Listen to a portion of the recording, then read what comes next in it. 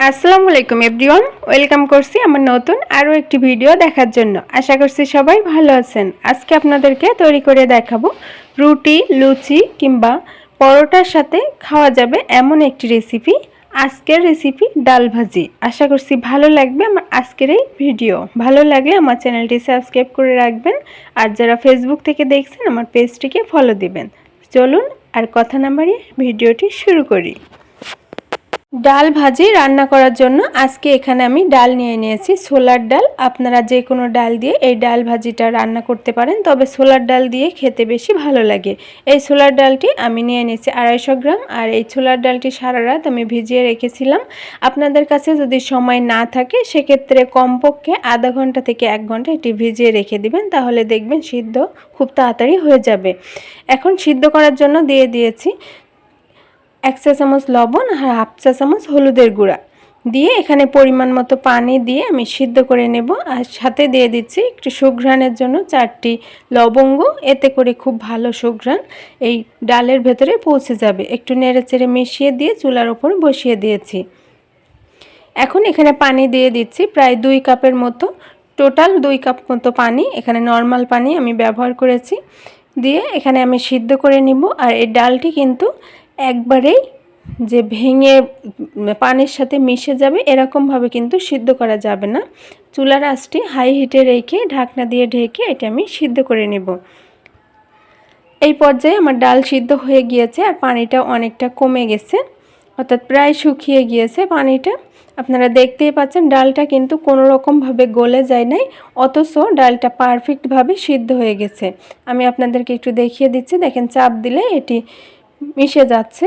আর একবারে কিন্তু এটা ভেঙে যায় নাই, গোটা গোটা ডালটাই আছে। আর ডাল ভাজিটা মূলত এরকম ডাল দিয়েই করা হয়। এখন এটি আমি নামিয়ে রেখে দেব। চুলায় প্যানে তেল দিয়ে দিচ্ছি পরিমাণ মতো। এখানে 2 টেবিল চামচের মতো সয়াবিন তেল আমি এখানে নিয়ে নিয়েছি। আপনারা চাইলে সরিষার তেল কিংবা অলিভ অয়েল দিয়েও রান্নাটা করে নিতে পারবেন। দিয়ে দিচ্ছি 3টি এলাচ, 2 টুকরা দারচিনি আর একটি তেজপাতা মাঝখান থেকে ফালি করে নিয়ে এর সাথে দিয়ে দিয়েছি 1 কাপ পরিমাণ পেঁয়াজ কুচি।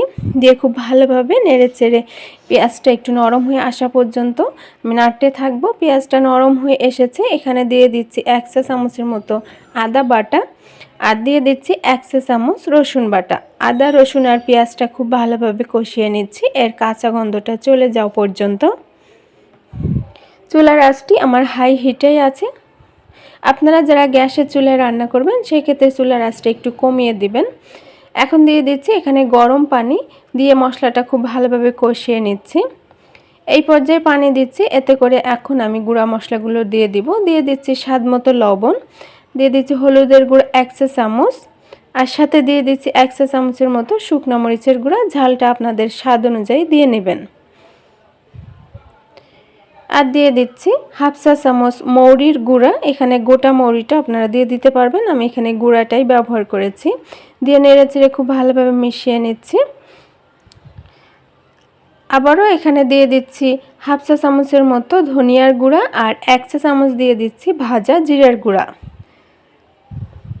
দিয়ে মশলাটা খুব ভালোভাবে কষিয়ে নিচ্ছি আরও একটু পানি দিয়ে। এই মশলাটা ততক্ষণ আমি কষাতে থাকবো যতক্ষণ না পর্যন্ত পানিটা শুকিয়ে যেয়ে মশলা থেকে তেল ছেড়ে না দিচ্ছে। মশলাটা আমার কষানো হয়ে গিয়েছে, মশলা থেকে তেল ছেড়ে দিয়েছে। এখন এখানে আগে থেকে সিদ্ধ করে রাখা ডালটা দিয়ে দিচ্ছি। এই ডাল দিয়ে কিন্তু খুব বেশি নাড়াচাড়া করা যাবে না, তাহলে কিন্তু আবার ভেঙে যেয়ে এটি ঘন হয়ে যাবে, অর্থাৎ পানির সাথে মিশে যাবে, গোটা গোটাটা আর থাকবে না। এজন্য খুব আলতোভাবে আর ধৈর্য নিয়ে এই নাড়াচাড়াটা করে নিতে হবে।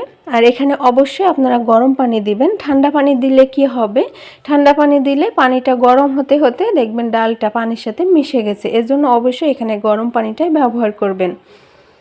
কিছুক্ষণ রান্না করে নেওয়ার পরে এখন ঢাকনাটা উঠিয়ে নিয়ে তাও দেখেন ডালটা কিন্তু আমার গোটাই আছে, একটুও পানির সাথে মিশে যায় নাই বা গলে যায় নাই। খুব সুন্দর ফ্লেভারের জন্য এখানে আমি দিয়ে দিচ্ছি 3টি কাঁচামরিচ, এভাবে একটু চিড়ে আমি দিয়ে দিচ্ছি।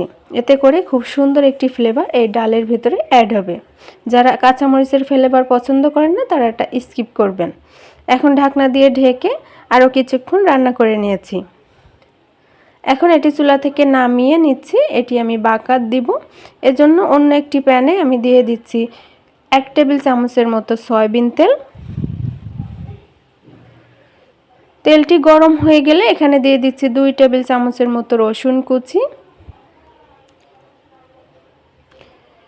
আর সাথে দিয়ে দিচ্ছি 4টি শুকনা মরিচ।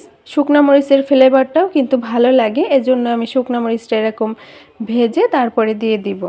আর হোটেলে ডাল ভাজিগুলোতে দেখবেন শুকনা মরিচটা এরকম গোটায় থাকে আর খুব সুন্দর একটা ফ্লেভার থাকে। আরও সুন্দর ফ্লেভার করার জন্য এখানে দিয়ে দিচ্ছি 1 টেবিল চামচের মতো আদা কুচি। আদা, রসুন আর শুকনা মরিচটা খুব ভালোভাবে ভেজে নিচ্ছি ব্রাউন কালার আসা পর্যন্ত। ব্রাউন কালার চলে এসেছে, এখন এটি নামিয়ে আমি ডালের উপরে দিয়ে দিব।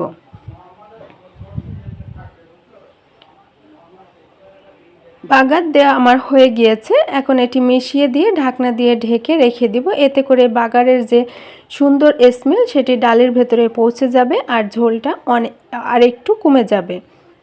একেবারে কমিয়ে কিন্তু আপনারা ঝোলটা একবারে কমিয়ে চুলা থেকে নামিয়ে নেবেন না, তাহলে ঠান্ডা হয়ে গেলে এটি একেবারে মাখো মাখো হয়ে যাবে। হোটেলের ডাল ভাজি যারা খেয়েছেন তারা কিন্তু দেখেছেন একটু ঝোল ঝোল টাইপের থাকে। এখন এটি ঢাকনা দিয়ে ঢেকে আমি কিছুক্ষণ পরে চুলা থেকে নামিয়ে পরিবেশন করে নিব। এই ডাল ভাজিটা রান্না করে আপনারা রুটি, লুচি কিংবা পরোটার সাথেও পরিবেশন করতে পারবেন। তাছাড়া সকালের নাস্তা কিংবা রাতের খাবারের সাথেও এটি পরিবেশন করতে পারবেন। এখন এই পর্যায়ে আমি ঢাকনা উঠিয়ে নিয়ে টেস্ট করে নেব এর লবণটা ঠিক আছে কিনা। যদি আপনাদের লবণটা ঠিক না থাকে সেক্ষেত্রে একটু লবণ দিয়ে আপনারা আবারও ঢাকনা দিয়ে ঢেকে চুলাটি বন্ধ করে রেখে দিবেন। আমার লবণটা ঠিক আছে, এখন এটি ঢাকনা দিয়ে ঢেকে আমি চুলা থেকে নামিয়ে নিয়ে নিচ্ছি আর সাথে পরিবেশনও করে নিচ্ছি। আজকে এই পর্যন্তই। সবাইকে আল্লাহ হাফেজ।